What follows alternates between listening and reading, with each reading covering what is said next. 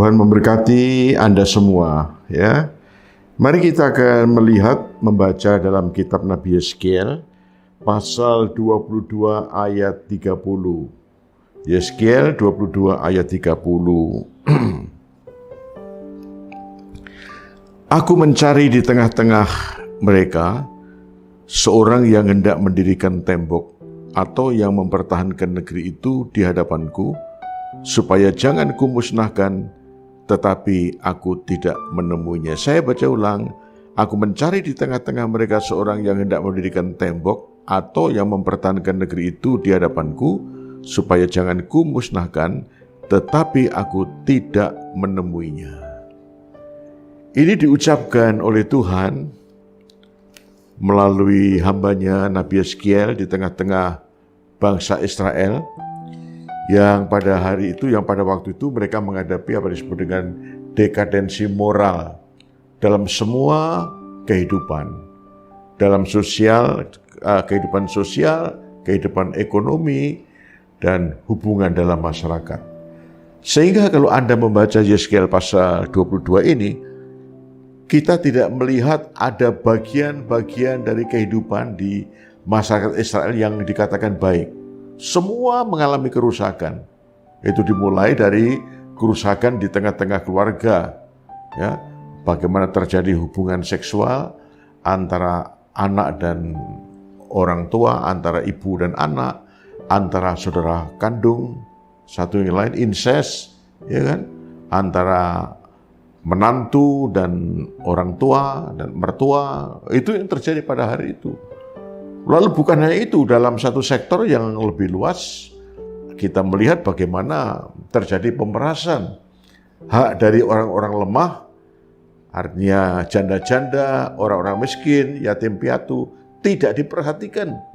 Malah yang terjadi adalah pemerasan. Pemerasan dari yang kuat kepada yang lemah, yang kaya terhadap orang yang miskin, yang memiliki kekuasaan kepada orang-orang yang tidak memiliki kekuasaan. Sekali lagi, tolong dibaca ya jemaat yang dikasihi Tuhan, Yeskiel pasal 22 di rumah dari ayat 1 sampai ayat yang terakhir ini.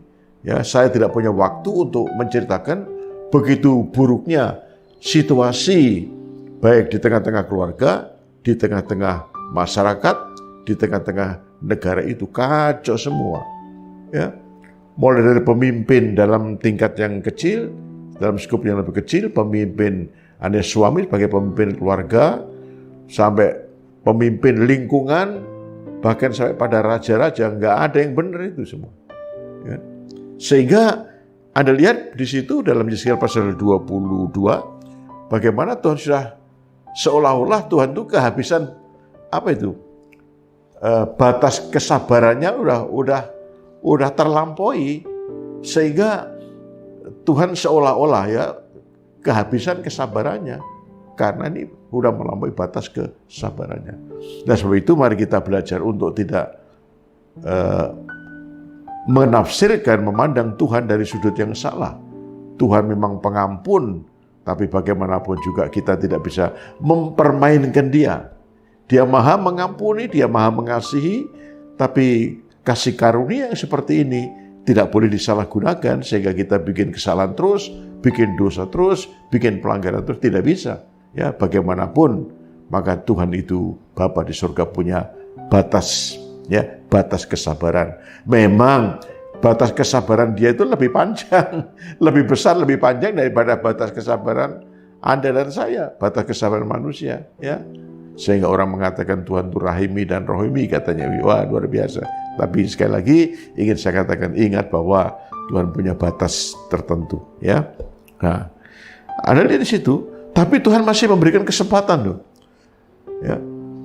Tuhan berkata melalui hambanya ini, aku mencari seseorang yang bisa berdiri, ya, membangun tembok yang orang yang berdiri di hadapanku dan di hadapan umat itu seolah-olah menjadi mediator, ya, menjadi pengantara, menjadi pengantar yang bisa menghentikan murka Tuhan, menghentikan hukuman itu, tapi tidak ada.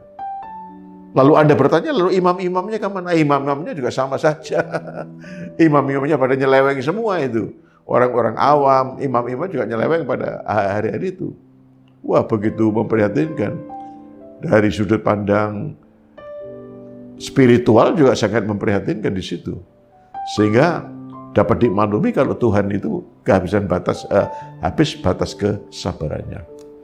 Lalu ayat yang kita baca tadi ini adalah keluhan Tuhan sebetulnya, ya kan? Aku mencari di tengah-tengah mereka, di tengah bangsa itu, seorang yang hendak mendirikan tembok atau yang mempertahankan negeri itu di hadapanku, supaya jangan kumusnahkan. Tetapi aku tidak menemui. Nah, Tuhan artinya di sini masih memberikan anugerah sekali lagi. Seandainya dia menemukan seorang saja, nggak usah 2 orang, seorang saja yang punya hati, ya, yang berkenan di hadapan Tuhan, apakah itu imam atau yang lain, ya. Nah, seorang punya hati, orang yang punya belas kasihan, orang yang berkenan kepada Tuhan, berdiri mendirikan tembok, artinya begitu, artinya adalah orang ini bisa mencegah. Tuhan masih memberikan kesempatan, ya. Kalau ada seorang yang punya hati seperti hatinya Tuhan, hati yang dipenuhi dengan belas kasihan, memohonkan atas nama bangsa itu, memohonkan pengampunan, ya, mengakui segala dosa kesalahan bangsa itu, baik yang kecil ataupun yang besar, maka Tuhan masih bisa membatalkan. Persoalannya adalah nggak ada itu. Jadi Anda bayangkan di situ bahwa saya tidak tahu berapa jumlah orang-orang atau bangsa orang-orang Israel dalam kerajaan Israel itu, ya kan? Mulai dari para bangsawan dan pada rakyat jelata. Ya, saya tidak tahu berapa banyak jumlahnya. Tidak seorang pun yang Tuhan mencari seorang saja tapi tidak ditemukan. Wah, ini sesuatu yang sangat memprihatinkan. Apa relevansi pesan pastoral hari ini, ya, dengan kisah yang kita baca, peristiwa di masa lalu tentang kondisi bangsa Israel ini yang menghadapi ancaman yang serius dari Tuhan. Ya. Nah, relevansinya adalah bahwa hari-hari ini kita sedang berada dalam memasuki milenium yang ketiga ini, dunia kita makin lama makin kritis. Ya kan? Memang COVID-19 ini salah satu memberikan sumbangsih terjadinya kritis dari dunia yang dimana kita tinggal hari ini. Ya. Masa kritis itu belum selesai, peperangan yang terjadi antara Rusia dan Ukraina ini betul-betul merobek dunia kita. Pasca Perang Dingin, udah hampir selesai, hampir finish. Sekalipun ada sedikit riak-riak kecil, tiba-tiba muncul sebuah perang baru, Rusia dan Ukraina. Kalau perang itu kan memang dari zaman dulu ada perang, ya, ada peperangan. Baru-baru juga ada peperangan bagaimana Israel melawan pejuang-pejuang Palestina itu. Yang baru beberapa bulan berakhir. Perang di kawasan Timur Tengah dan beberapa tempat yang lain. Tapi saya mengatakan itu kecil-kecil. Lah ini melibatkan salah satu negara adidaya, Rusia, ya kan? Dan ini nggak main-main loh. Ya. Ada yang memprediksi, jumlah orang memprediksi bisa ini betul-betul bisa memicu PD3, Perang Dunia Ketiga. Dan kalau terjadi Perang Dunia Ketiga udah kiamat dah. Ya, nah itu. Maka saya membaca dan mendengar ucapan dari Putin, ya. Presiden Rusia dari Putin, dia mengatakan kiamat itu adalah hak Tuhan. Tetapi kalau negara-negara barat Anda ingin mempercepat kiamat, itu hak saya, katanya. Wah, ini mengerikan banget ini. Dan ini bukan sekedar sebuah ancaman, bukan sekedar ucapan kosong, tidak. Ya, betul-betul Putin melaksanakan. Ketika dia selesai berpidato, menginvasi Ukraina, Anda lihat beberapa jam kemudian terjadi penyerbuan, betul-betul dilaksanakan. Dan memang belum menggunakan nuklir. Dan memang kalau Anda perhatikan bahwa itu Rusia dan Ukraina memang tidak sebanding. hari ini berita terakhir bahwa Kiev itu ibu kota Ukraina sudah terkepung dari segala penjuru, dari segala sudut. Ya saya nggak bicara tentang itulah. Ya, Anda semua tahu kan itu. Kita semua tahu, dunia tahu hari ini gitu. Ya. Tapi kalau Anda perhatikan, ketika ada negara lain, ada bangsa-bangsa lain mengintervensi, ya, karena Anda melihat salah satu penyebabnya adalah bahwa Rusia akan kehilangan rasa aman, ya, ketika Ukraina ini bergabung dengan NATO, ya, dengan negara-negara NATO, maka Rusia kehilangan rasa aman di situ. Dan sebab itu bagaimanapun dia akan mengintervensi, bahkan menginvasi Ukraina supaya itu tidak terjadi. Ya. Dan kalau ini betul-betul terjadi perang dunia ketiga, saudara, ya kita memang di Indonesia, apalagi di Madiun ya, Anda mengatakan aman gitu ya. Iya, aman sih aman. Tapi dalam perang dunia ketiga itu nggak ada yang menang. Dua negara adikuasa itu, adidaya itu tidak ada yang menang. Gitu. Sama-sama hancur. Konon 5 nuklir yang dimiliki, 5 nuklir raksasa ini yang dimiliki oleh kekuatan adidaya ini bisa betul-betul meluluhlantakkan planet bumi kita ini. Ya. Itu tentu tidak kita harapkan. Itulah sebabnya gereja masih bisa mengambil peran. Ya selama ini masalah-masalah yang dihadapi oleh gereja adalah ya masalah ekonomi, gitu ya, masalah keluarga, masalah-masalah sosial yang ringan-ringan begitu. Ya. Nah, gereja jangan berpikir dalam satu skala yang lebih besar, skala dunia, skala bangsa-bangsa. Saya yakin bahwa gereja bisa menjadi alat dalam tangan Tuhan loh. Iya kan? Hari ini saya kira sama, Tuhan sedang mencari seseorang yang bisa menghentikan ya, murka Tuhan atas bangsa Israel. Hari ini juga Tuhan sedang mencari orang yang berdiri di hadapan Tuhan dan di hadapan manusia, memohonkan anugerah Tuhan supaya bencana yang besar, perang dunia ketika itu bencana, bagi kita juga menjadi bencana. Kita tidak terlibat perang, tapi akibat efek dari perang dunia ketiga, wah, sulit untuk bisa dibayangkan penderitaan yang berkepanjangan, termasuk di tengah-tengah negeri dan bangsa kita. Ya, sebab itu marilah kita berkata, Tuhan inilah aku, utuslah aku, pakailah aku ya Tuhan, supaya aku menjadi pribadi yang dapat memiliki hati seperti hati Tuhan, yang berkenan di hadapan-Mu, yang olehnya melalui doa, permohonanku, keluhanku, tangisanku ini Tuhan, perang dunia ketiga tidak terjadi.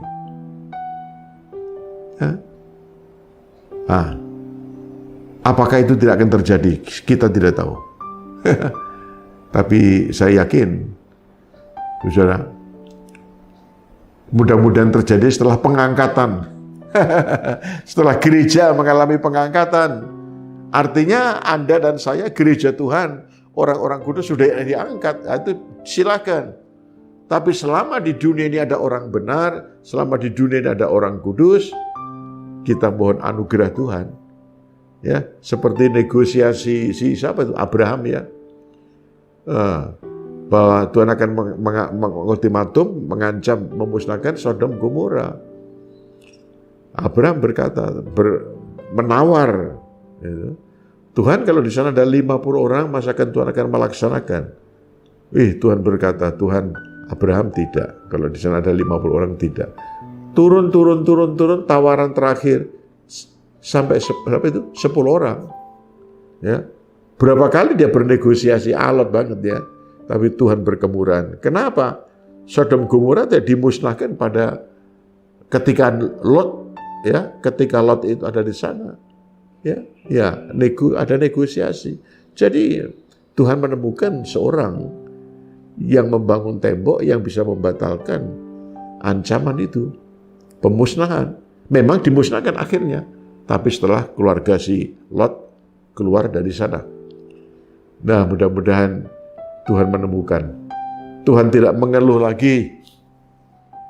Aku mencari seorang yang membangun tembok. Itu. Namun aku tidak menemukan. Ya. Sebab itu marilah gereja Tuhan, bagi gereja kita tidak hanya berpikir tentang diri sendiri. Ya memang kita harus mikir diri sendirilah. Ya, kita punya masalah-masalah, kita punya pergumulan-pergumulan memang. Ya, kita hadapi pergumulan-pergumulan oleh anugerah Tuhan. Tapi marilah kita berpikir dalam satu skala yang lebih besar.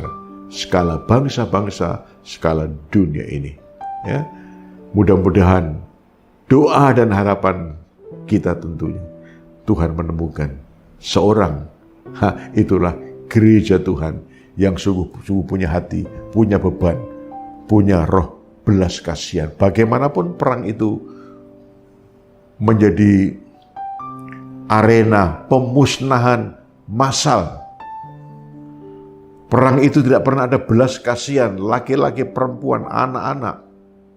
Ya, itu baru kemarin itu serangan Rusia itu ada anak-anak yang tewas di situ. Anda bayangkan dalam perang dunia ketiga itu nuklir itu tidak akan pernah memilih ini yang muda dulu yang mati, yang tua nanti aja gitu. Anak-anak nanti aja enggak ya, anak-anak, orang tua, pria, wanita betul-betul dihabisi itu. Ya, perang ini sesuatu yang kejam dan bukan penyelesaian masalah. Ya, kita berdoa, saya mendorong Anda berdoa syafaat masing-masing secara pribadi, berdoa juga bersama-sama ya, bahkan bersama-sama dengan gereja sedunia, ya, gereja di tengah bangsa-bangsa memohonkan anugerah Tuhan. Kiranya Tuhan berkenan menemukan seorang yang punya hati seperti hati Tuhan. Hati yang dipenuhi dengan belas kasihan, roh belas kasihan. Ya, agar Tuhan berkenan memberikan damai di tengah-tengah bangsa-bangsa dan khususnya pada hari ini ada satu perdamaian yang terjadi di Eropa Timur. Itu yang perlu kita doakan.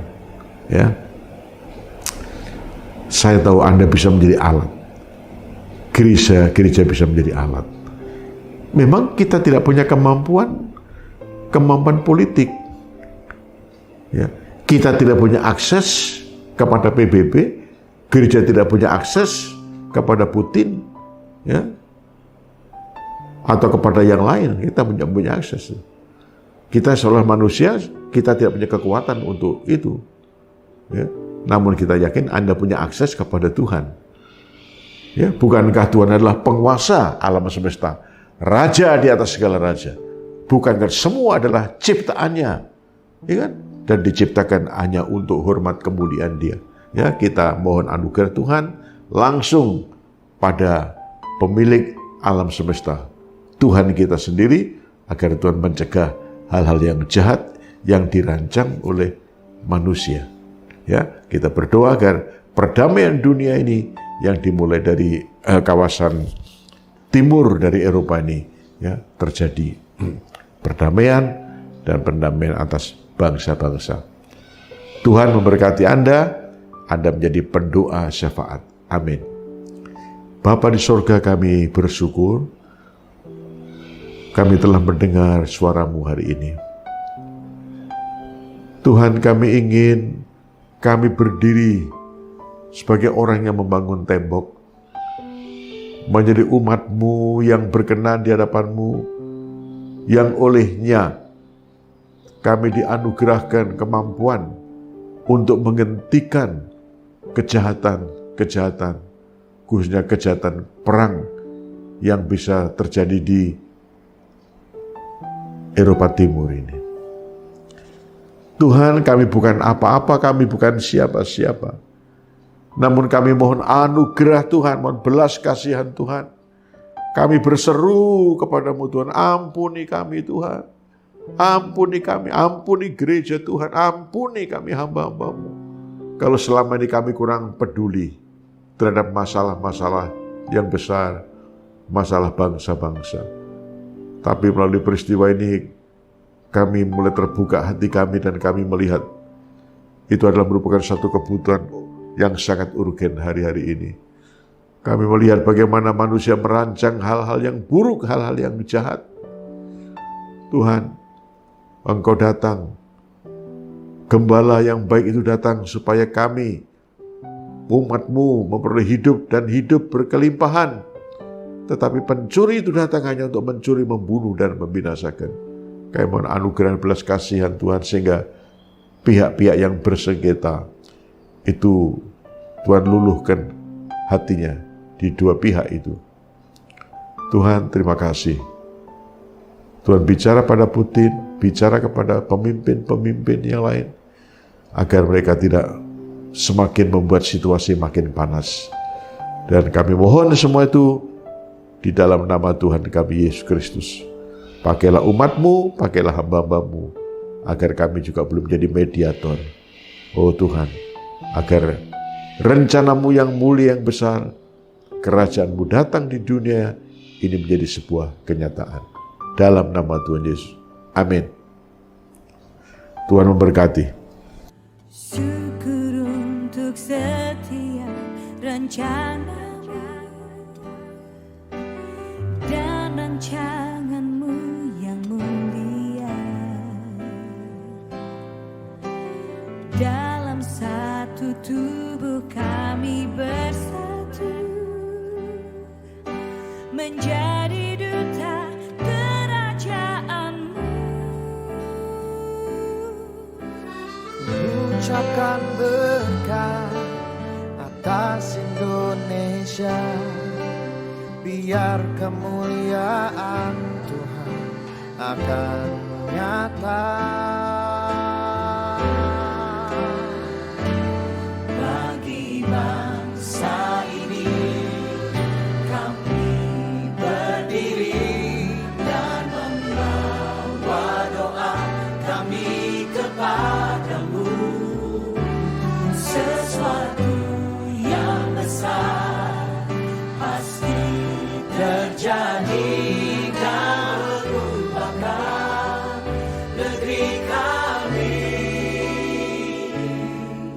Hanya nama-Mu Tuhan ditinggikan atas seluruh bumi.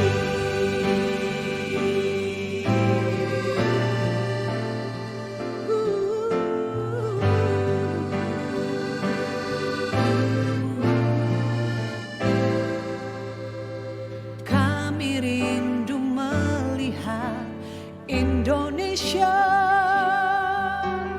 pulih dari semua problema,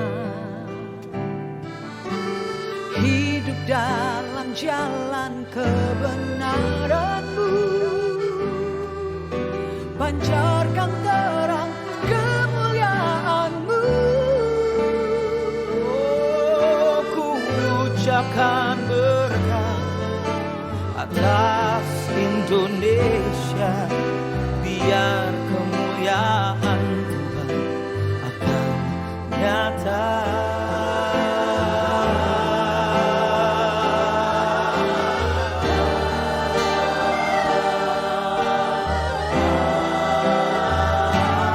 Bagi bangsa ini kami berdiri dan membawa doa kami kepada-Mu.